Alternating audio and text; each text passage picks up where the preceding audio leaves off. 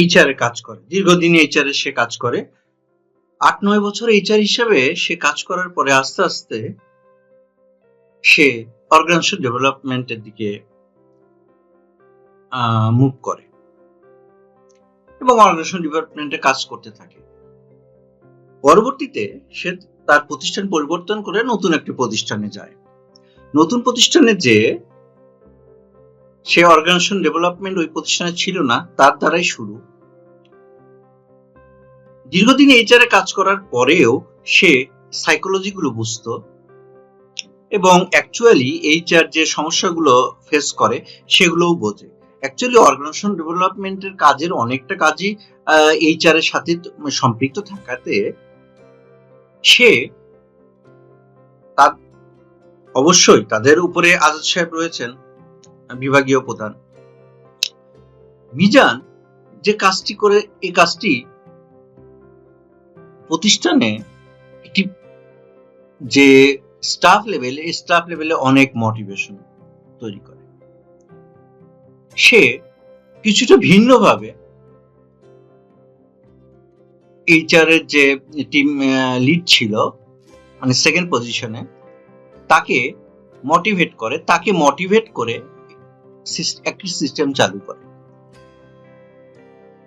তার ভরার ধরনটা এমন ছিল, যখন সে কাউন্সিলিং করে এইচআর ম্যানেজারকে, আপনি বাইরে থেকে এত লোক নেওয়ার বদলে আপনি একটা কাজ তো করলে পারেন। কি কাজ? আপনি তো জানছেনই আপনার যে রিজাইন প্লেস করেছে সে 2 মাস পরে হয়তো চলে যাবে, বা আপনি তো এই ডেজিগনেশন গুলোতে বা এই ডিপার্টমেন্ট গুলোতে তো লোক লাগেই, আপনি এত বাইরে থেকে হ্যান্ডেল করতে, বাইরে থেকে লোক কেন নিয়ে আসতে যাবেন? ভিতরে মোটিভেশন তৈরি করেন। তাহলে কি করতে হবে? ভাই, যে পজিশন গুলো আপনি রিজাইন সাবমিট করেছে সেগুলো তো হাইড এন্ড সিকের কিছু নেই। আপনি ক্যান্টিনে এবং বিভিন্ন জায়গায় এই পদে লোক নিয়োগ করা হবে আমাদের ভিতর থেকেই। যারা যারা যোগ্য তারা আপনারা সিভি বক্সে সিভি ফালান, আপনি বিভিন্ন জায়গায় সিভি বক্স দিয়ে দেন।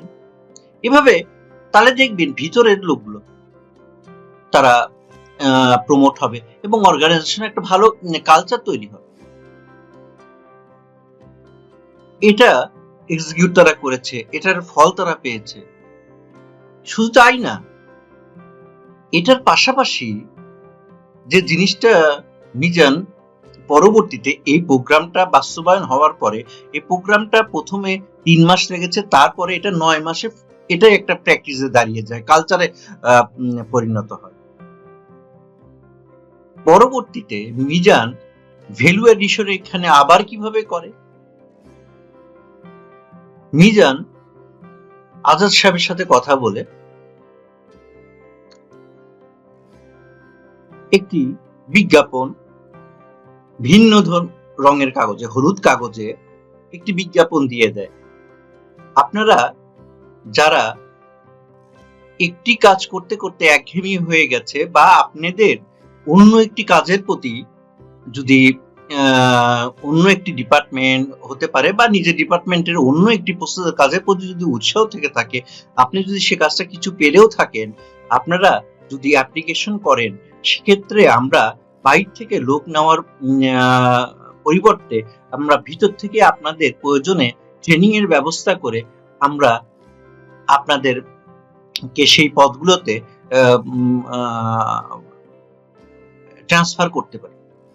এর রেজাল্টটা আসে ট্রিমেন্ডাস ওয়ে।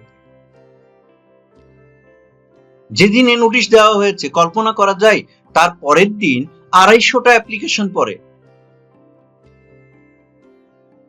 এই 250টা অ্যাপ্লিকেশন যখন পড়ে, এটা পরে স্ক্রুটিনাইজ করা হয়, কারণ সব ডিপার্টমেন্টের সবাই যদি সব জায়গায় চেঞ্জ করতে যায়, ডিপার্টমেন্টের হেডরা তো মেনে নিবে না। তারা স্ক্রুটিনি করে, করে, এবং করার পরে আলাপ আলোচনা হওয়ার পরিপ্রেক্ষিতে যে কয়জনকে সিলেক্ট করা হয়, সে কয়জন কাছে গ্রুমিং করা হয় এবং পরবর্তীতে পার করে দেওয়া হয়। এবং পরবর্তীতে এই সংখ্যাটা অনেক হয়েছিল এবং এটাও কালচারে পরিণত হয়। প্রথমবারের কথাটাই বলি, এই 250 জনের ভিতরে কি হয়েছিল জানেন? এই 250 জনের ভিতরে তারা 5 মাসের ভিতরে 100 জনকে, 100 সম্ভবত 7 জনকে তারা তাদের ইচ্ছার যে ডিপার্টমেন্ট, সে ডিপার্টমেন্টে ট্রান্সফার করে দিতে পেরেছিল। বাদ বাকি জনকেও দিয়েছে, হয়তো সেই ক্ষেত্রে হয়তো 12 থেকে 15 জন বাদ পড়েছে, বাট গ্র্যাজুয়ালি এটা করেছে। এই ক্ষেত্রে যারা এই জায়গা থেকে ওই জায়গায় ট্রান্সফার হয়ে চলে যাবে, তারাও সময় পেয়েছে, ওই জায়গায় আরেকটি লোক ডেভেলপ করেছে, ইন্টারনালি ডেভেলপ হয়েছে, নতুন ফ্রেশ লোক ইনজেক্ট হয়েছে জাস্ট ট্রেনি লেভেল। দেখুন, সামান্য 2 জনের ভিতরে কোঅর্ডিনেশন এবং অ্যাক্টিভ লিসেনিং দ্বারা যে ভ্যালু অ্যাডটি বিজনেসে হলো, তাদের মোটিভেশন বাড়লো, তাদের রিটেনশন বাড়লো।